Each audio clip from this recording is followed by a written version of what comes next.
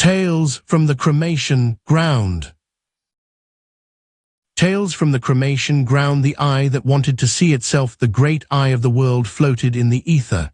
It saw the birth of stars, the rotation of galaxies, and the secrets of the ocean floor. It saw everything, but it grew jealous. I see the mountains, said the eye, and I see the rivers, but I have never seen my own face. I am the only stranger to myself. The eye tried to twist around, but it only saw the void behind it. It tried to look into a river, but the water rippled and distorted its image. Driven mad by the desire to become an object of its own vision, the eye made a terrible decision. It commanded a vulture to pluck it out of its socket and turn it around so it could look back at itself. The vulture obeyed. It tore the eye free and held it up. But now that the eye was severed from the nerves of the body, it was blind. It stared into the dark, seeing nothing. Moral: you are the seer, not the seen. To try to look at your own self is to blind the very thing that is looking. The tree that perfumed the axe, a sandalwood tree, grew in a dark forest. It was full of a rich, sweet oil, but the oil was locked deep inside the hard wood, hidden by bark and moss. The tree felt heavy and suffocated by its own density. One day a woodcutter arrived with a sharp, heavy iron axe. "Do not strike me," cried the tree. "I am alive, I will blade." The woodcutter did not listen. He swung the axe with all his might. Thwack! The blade bit deep into the heartwood. And in that moment of violence, a cloud of exquisite fragrance exploded into the air. The scent of sandalwood coated the iron blade. It coated the hands of the woodcutter. It filled the forest with the smell of heaven. The tree realized that its essence could only be released by the wound. It opened itself to the blows. "Strike deeper," whispered the tree. "Make me the atmosphere." Moral: the ego creates a shell to protect the perfume. Grace is the axe that breaks the shell. Do not curse the blow that releases your fragrance. The moth and the cold star. A moth fell in love with a star. The star was blue, distant, and incredibly beautiful. "I will fly to her," said the moth. "I will worship her from up close." The moth flew past the street lamps. He flew past the warm fires of the village. He flew up into the thin, freezing air of the upper atmosphere.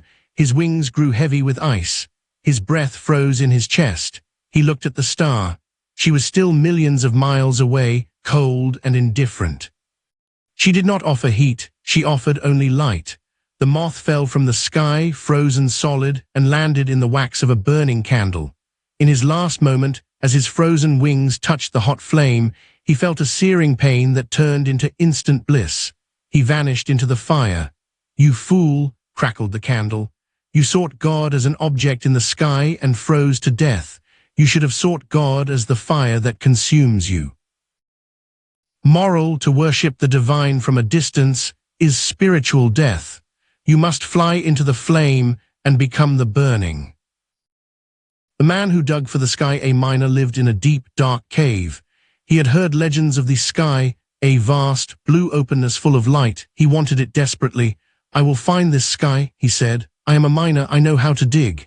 He picked up his pickaxe and struck the floor of the cave. He dug down, he moved tons of earth. He dug shafts that went miles into the crust of the planet. "It gets darker the deeper I go," he complained. "The air gets hotter, the pressure gets heavier. Where is the blue? Where is the wind?" He dug until he hit the molten core of the earth, burning his hands, finding only fire and rock. He died there, buried in the dark, clutching a handful of dirt. Above him, 10 feet over his head, was the hole he had entered through.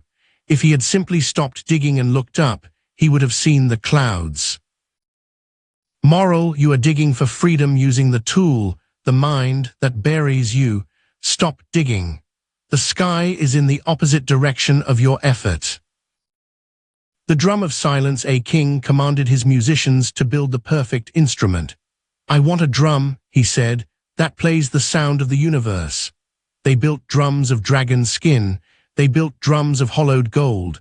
But every time they struck them, they made a noise. Bang, boom, crash. "No," screamed the king. "That is the sound of skin hitting wood. That is the sound of violence. I want the sound of the reality." Finally, a wise sage brought the king a drum with no skin. It was just a wooden hoop. "Play it," commanded the king. The sage sat in the center of the room. He did not lift a stick. He did not tap the hoop. He sat in absolute stillness. The king listened. He heard the wind outside. He heard his own breath. He heard the blood rushing in his ears. He heard the hum of the silence that holds the world together. "Ah," said the king, weeping, "the drum is playing the only note that never dies." Moral: every sound you make ends. Only the sound you do not make continues forever. Listen to the resonance of the empty hoop. VII